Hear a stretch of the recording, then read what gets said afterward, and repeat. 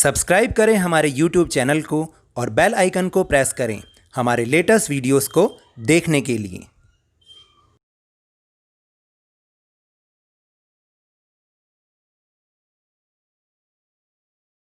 सभी को नमस्कार। एक ज़रूरी इन्फॉर्मेशन, अगर आपने लवनीश सर की क्लास चैनल पर जाकर नोटिफिकेशन की बेल आइकन को सही ढंग से नहीं दबाया है तो एक तो आप उसको प्रेस कर दीजिए और उसको आप ऑल पर सेट कर दीजिए, यानी ALL पर नोटिफिकेशन की बेल आइकन को सेट कर दीजिए। अगर फिर भी आपको हमारे वीडियो के नोटिफिकेशन नहीं मिल रहे हैं तो दिन में हर 2 घंटे बाद आप एक बार चैनल पर ज़रूर चले जाएं ताकि आपको वहाँ पर लेटेस्ट और अपडेटेड वीडियो मिल जाए जिसका फ़ायदा आपको मिल सके। धन्यवाद। Hello and welcome to Lavneesh sir की class. This is Directorate of Education GNCT of Delhi's worksheet number 4, and it is only for class 7th student. It has taken from the subject social science, and we will understand the topic to know atmosphere in this worksheet. तो आपको तो याद होगा ना कि पिछली 4 worksheet से हम अपने एनवायरनमेंट के बारे में ही जानने की कोशिश कर रहे हैं। तो हमने सबसे फर्स्ट वर्कशीट में ये जाना था कि व्हाट इज़ द एनवायरनमेंट या एनवायरनमेंट किसे कहते हैं। उसके बाद हमने ये जाना कि जो लिथोस्फीयर होता है वो क्या होता है। फिर लास्ट वर्कशीट में हमने हाइड्रोस्फीयर के बारे में पढ़ा था और आज हम एटमॉस्फेयर के बारे में कुछ जानकारी प्राप्त करेंगे। So now let's understand with me and start with me. The atmosphere is the thin layer of air that surrounds the earth। क्या आप जानते हैं कि ये जो एटमॉस्फेयर है वो एक एयर की थिन लेयर होती है जो कि अर्थ के सराउंड होती है, यानी अर्थ को चारों तरफ से घेर के रखती है। The gravitational force of the earth holds the atmosphere around it. और ये जो ग्रेविटेशनल फोर्स ही है जो कि इस एटमॉस्फेयर को अर्थ के चारों ओर होल्ड करके रखता है। It protects us from the harmful rays and scorching heat of the sun. तो देखिए, अगर ये ना हो ना तो हमारी जो स्किन है वो बिल्कुल ख़राब हो जाएगी और बहुत ज़्यादा गर्मी हो जाएगी अर्थ पर। तो इसलिए ये क्या करता है, ये जो एटमॉस्फेयर होता है यह हमें जो सन की हार्मफुल रेज होती हैं उनसे बचाता है और साथ साथ वो जो उसकी स्क्रॉचिंग वाली हीट होती है सन की उससे भी ये हमें प्रोटेक्ट करता है। It consist of a number of gases, dust and water vapour. और इसके अंदर बहुत सारी gases, dust and water vapour भी इसमें शामिल हैं। तो समझे आप कि ये जो एटमॉस्फेयर है ये बहुत सारी गैसेस से मिलकर बना है।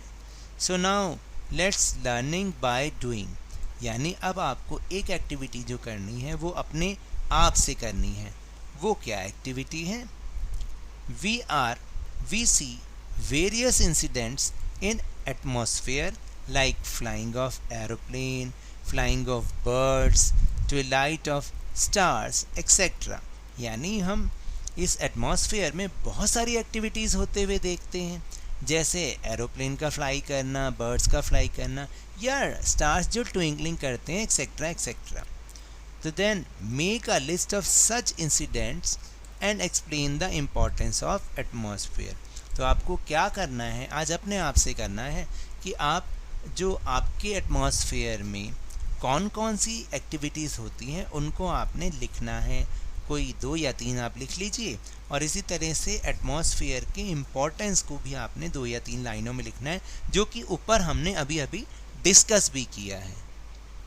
So now let us know the air in earth's atmosphere is made up of approximately 78% nitrogen and 21% oxygen.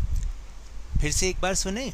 The air in Earth's atmosphere is made up of approximately 78% nitrogen and 21% oxygen। यानी ये जो अर्थ का atmosphere है, जो इसकी gases हैं, जो इसकी एयर है, इसके अंदर 78% नाइट्रोजन है और 21% ऑक्सीजन है। Air also has small amounts of lots of other gases, और इस एयर के अंदर बहुत कम अमाउंट में बहुत सारी गैसेस हैं, such as carbon dioxide, neon and hydrogen etcetera, जैसे कि कार्बन डाइऑक्साइड, नियॉन और हाइड्रोजन।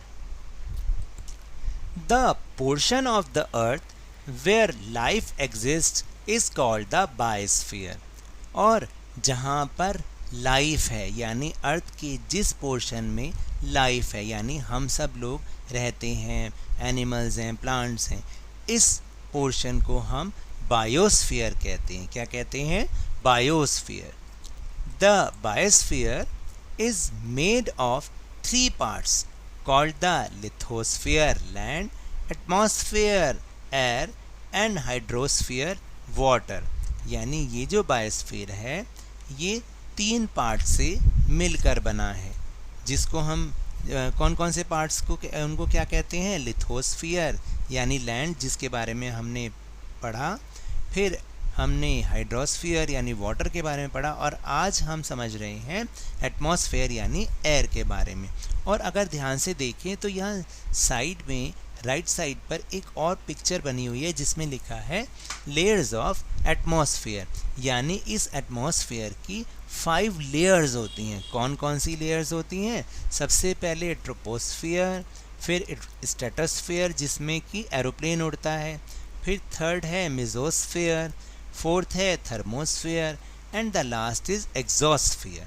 तो समझे आप कि इसकी भी 5 लेयर्स होती हैं। तो these are the topics of this worksheet. Now we'll move on the question answer section. First question is what is biosphere?